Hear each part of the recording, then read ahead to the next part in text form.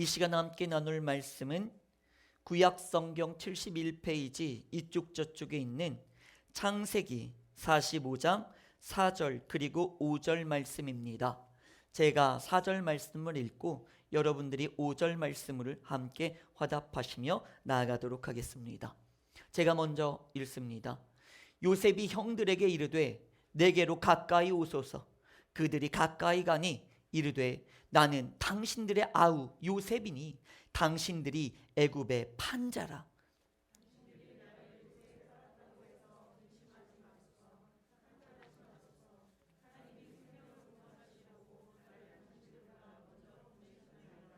아멘.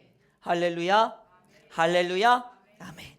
하나님께서 여러분들의 삶을, 여러분들의 인생을 이끌고 계심을 믿습니까? 아멘. 이 믿음이 바로 겸손입니다. 이 믿음 가운데서 소망은 꽃피는 겁니다. 여러분들께서 진정으로 진심으로 하나님의 계획을 믿으시길 간절히 축복하며 기도합니다. 아멘. 여러분, 소설을 읽다 보면, 문학을 배우다 보면 여러 가지 시점들이 있습니다. 소설을 쓰는 시점인데요, 여러 가지 시점들이 있지만 대표적으로 1인칭 주인공 시점이 있고 전지 작가 시점이 있습니다. 우리 고등학교 3학년 정도면 이미 다 아시겠지만 1인칭 주인공 시점이라는 건 그 주인공의 생각과 그 주인공의 감정만에 집중하는 겁니다. 그 외에 여러 가지 상황들은 독자인 우리도 알 수 없는 거예요. 하지만 전지적 작가 시점이란 내가 신이 되고 하나님이 되고 작가가 되어서 위에서 아래를 다 살펴보는 거예요. 주인공뿐만이 아니라 주인공을 대적하는 원수와 주인공의 친구들 혹은 그 주위의 모든 사람들의 상황과 정황들, 그리고 그들의 생각과 감정들을 다 알 수가 있죠. 여러분들이 우리가 흔히 즐기고 있는 펜트하우스라는 그러한 드라마는 전지적 작가 시점입니다. 저는 그거 별로 잘 보지는 않았지만 도대체 주인공이 누군지를 모르겠어요. 얘가 주인공이다 싶으면 죽어. 그러면 이제 얘가 주인공이겠지 하면 또 죽어. 다 죽어. 그래서 도대체 누가 주인공인지를 모르겠어요.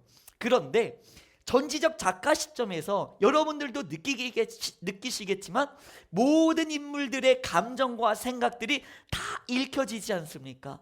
그러니까 얘한테는 가면 안 되는데, 얘한테 가야 되는데, 이러한 생각들을, 마음들을 가지고 함께 몰입합니다. 그렇게 드라마들은 전지적 작가 시점으로 우리가 함께 보니까 주인공뿐만이 아니라 주인공이 이 길을 가야 되는데 멍청하게 왜 저 길을 가고 있지? 이러한 아쉬움들이 생깁니다. 그런데 여러분, 우리가 내 인생을 살아가는 데는 1인칭 주인공 시점으로 살아가고 있다 이 말입니다. 물론 당연하죠.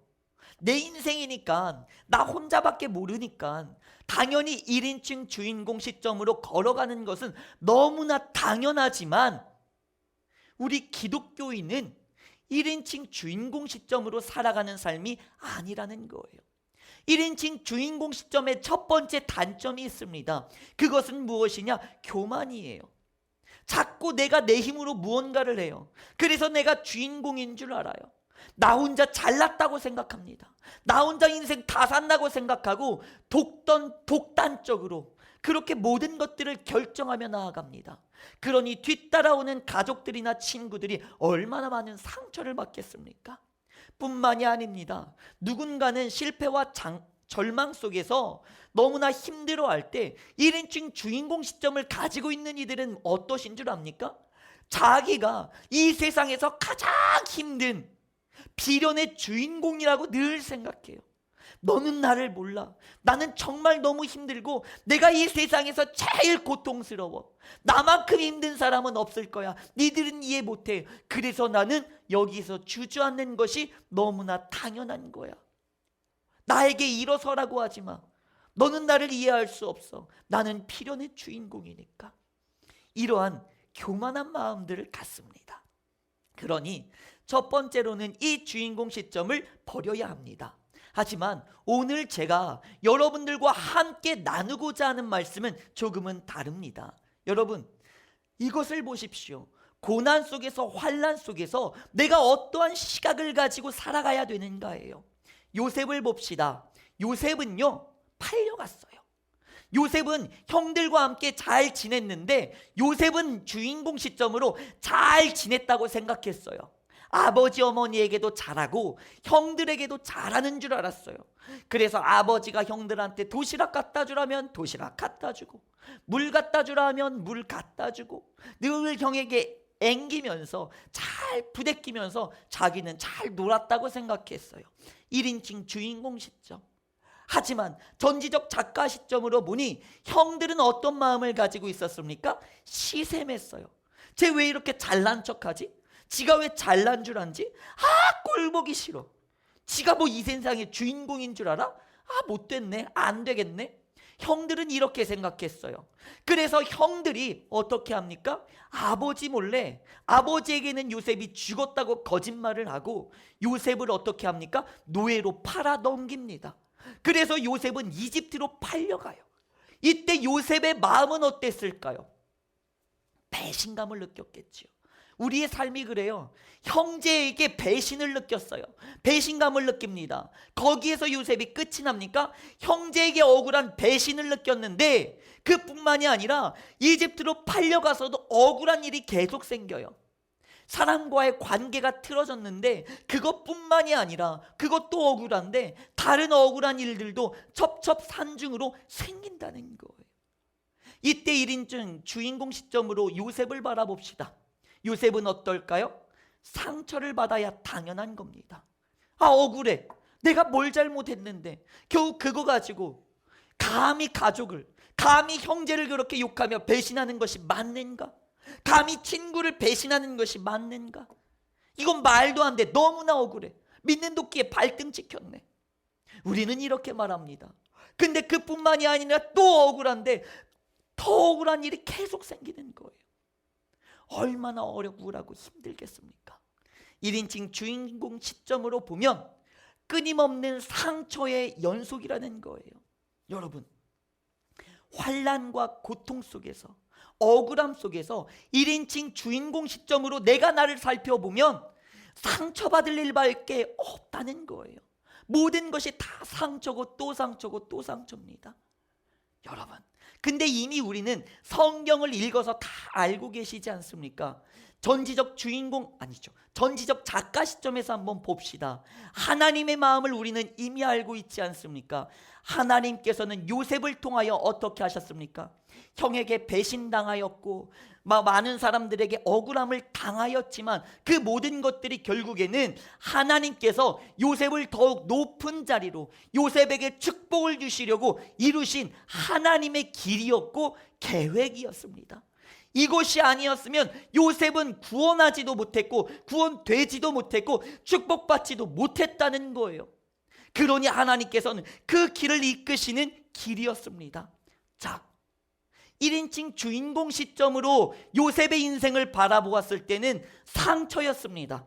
하지만 전지적 작가 시점으로 하나님의 시선으로 봤을 때는 상처는 오해예요. 그거는 오해입니다. 야, 너 상처를 받았니? 오해하지 마. 그거 상처받으라고 너한테 준 게 아니라 그것을 통하여서 네 가족을 구원하고 네 친구를 구원하고 네 인생을 구원하고 너에게 축복을 주려고 하는 거야. 그렇구나 하나님. 저는 몰랐네요. 저는 몰라가지고 억울해하고 막 상처받았다고 하고 형들을 미워했는데 제가 오해했네요. 이게 하나님의 계획이었군요. 알겠습니다. 감사합니다. 하면서 그 환난의 길을 걸어갈 것입니다. 여러분, 이렇게나 인간의 생각과 하나님의 생각은 충돌을 일으킵니다. 내가 1인칭 주인공 시점으로 나의 생각으로만 나아가고 있다면 하나님의 계획 속에서 늘 상처만 받는 거예요. 하나님의 역사인데 늘 상처만 받는 거예요. 하나님이 도대체 왜 나에게 이렇게 하시지? 가족이 왜 나한테 이렇게 하지? 형제가 왜 나한테, 부모가 왜 나한테, 자녀가 왜 나한테, 친구들이 왜 나한테 이렇게 하지? 억울하다. 아, 힘들다. 쟤네들 저거 제정신인가? 나만 왜 이렇게 힘들지? 나만 왜 이렇게 답답하지? 왜 나만 하나님이 이렇게 힘들게 하지? 그런데 하나님의 생각으로 바라보십시오. 전지적 작가 시점으로 보십시오. 하나님이 어떠한 생각을 가지고 있는지를 보십시오. 그렇다면 답답해하고 힘들어하고 억울했던 나의 생각들이 아하, 오해였구나. 내가 하나님의 마음을 몰라서 착각해서 내가 오해한 거구나. 나한테 이렇게 잘해주고 싶어서 하나님께서 그렇게 하였구나 깨닫게 되는 거예요. 보십시오. 오늘의 말씀 속에서 1인칭 주인공 시점의 형들은 요셉이 자신을 죽일까봐, 자신들이 요셉을 배신하고 팔았잖아요. 그러니까 형들은 요셉이 자신들에게 복수할까봐 무서워해요. 떨고 있어요. 1인칭 주인공 시점이에요. 그런데 요셉은 어떻습니까? 전지적 작가 시점이에요. 하나님의 생각을 알고 있어요. 그래서 형님들에게 말합니다. 형님들 무서워하지 마세요. 나를 배신했다고, 나를 팔았다고 괴로워하지 마세요. 힘들어하지 마세요. 저 형들에게 복수 안 해요. 왜냐하면 이것은 내가 억울한 일이 아니라 다 하나님의 계획이었어요. 형들도 하나님의 계획 가운데 쓰임받은 거예요. 그래서 나는 형들을 미워하지 않아요. 하나님의 계획 가운데 쓰임받았으니 나는 그래서 형님들도 사랑해요. 자, 여러분, 그럼 여기에서 뭐가 나타납니까? 원수를 사랑하는 게 나타나는 거예요. 나의 삶 가운데 원수들이 있죠. 원수가 누굽니까? 나를 힘들게 하고 나를 괴롭게 하고 믿는 도끼에 발등 찍어버린, 나를 힘들게 하는, 나를 배신한 그 사람들이에요. 나의 원수들이죠. 그런데 하나님의 시선 속에서 바라보면 그 원수들을, 나를 배신하고 힘들고 나를 팔아넘긴, 내 인생을 다 앗아가버린, 나의 10대 20대를 앗아가버린 바로 그 놈들, 나쁜 놈들, 그 놈들이 결국엔, 그 형님들이 결국에 누구였습니까? 하나님의 계획 가운데 쓰임받은, 나를 더욱 축복 주시려고 하나님의 계획 가운데 쓰임받은 귀한 하나님의 도구들이었다는 거예요.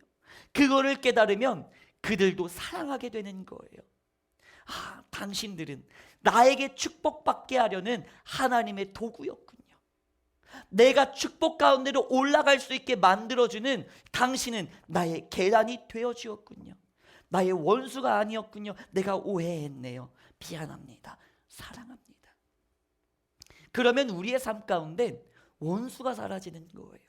왜? 누군가 나에게 환난을 주고 고난을 주고 고통을 주더라도 그들은 무엇입니까?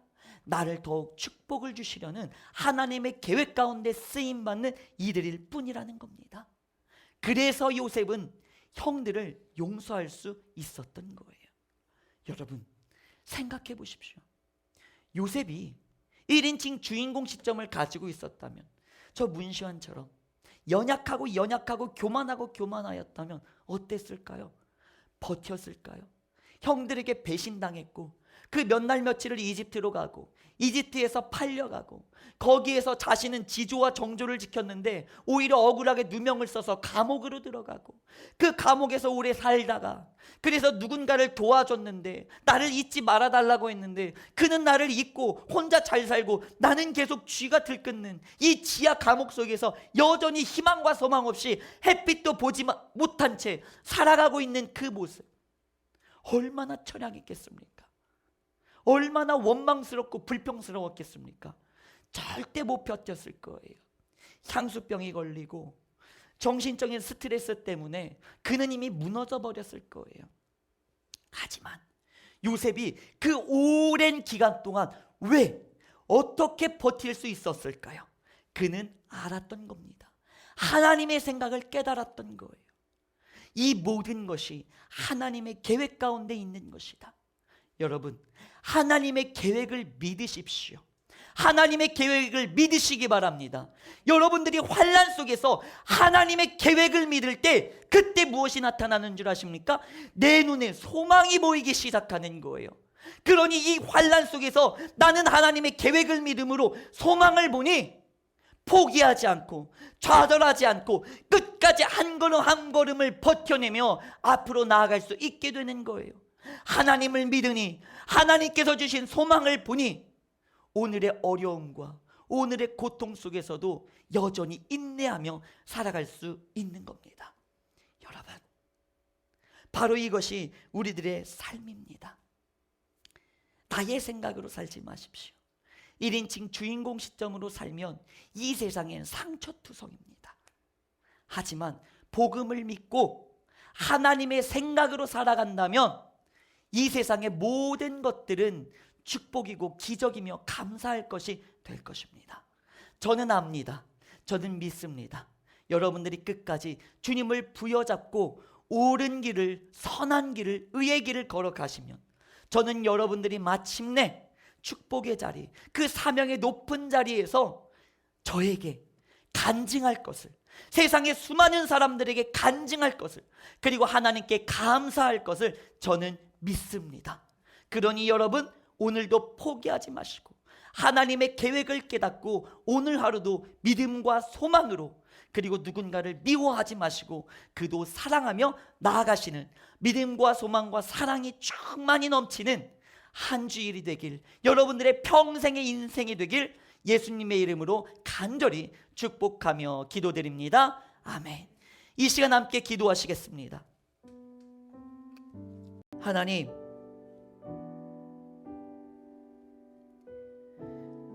상처투성이 같은 오늘의 하루 속에서 내가 오늘 하루를 여전히 연명하고 버텨낼 수 있는 것은 나의 힘이 아니라 하나님의 계획을 믿음으로 주님께서 주시는 능력 덕분입니다.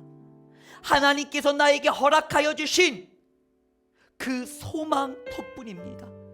하나님, 내가 오늘 하루도 인내하겠습니다.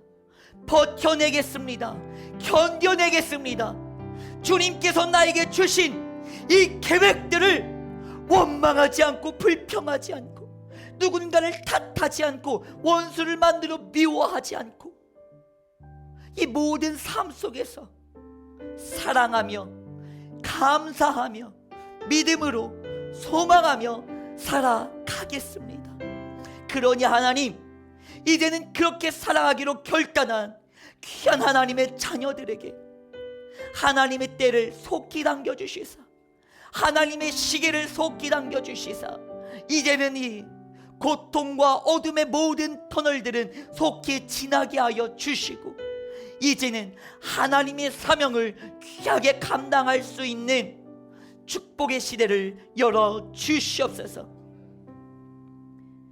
이제는 그렇게 살아가기로 결단한 예배드린 모든 심령과 그들의 가정과 하나님, 그들의 사업과 그들의 학업과 그들의 모든 염려와 근심과 아픔과 기도의 제목들 위에, 그리고 성령 충만한 우리 교회와 이 대한민국 위에 우리 주 예수 그리스도의 은혜와 하나님 아버지의 사랑과 성령님의 교통하심이 지금부터 영원까지 함께할지어다. 아멘.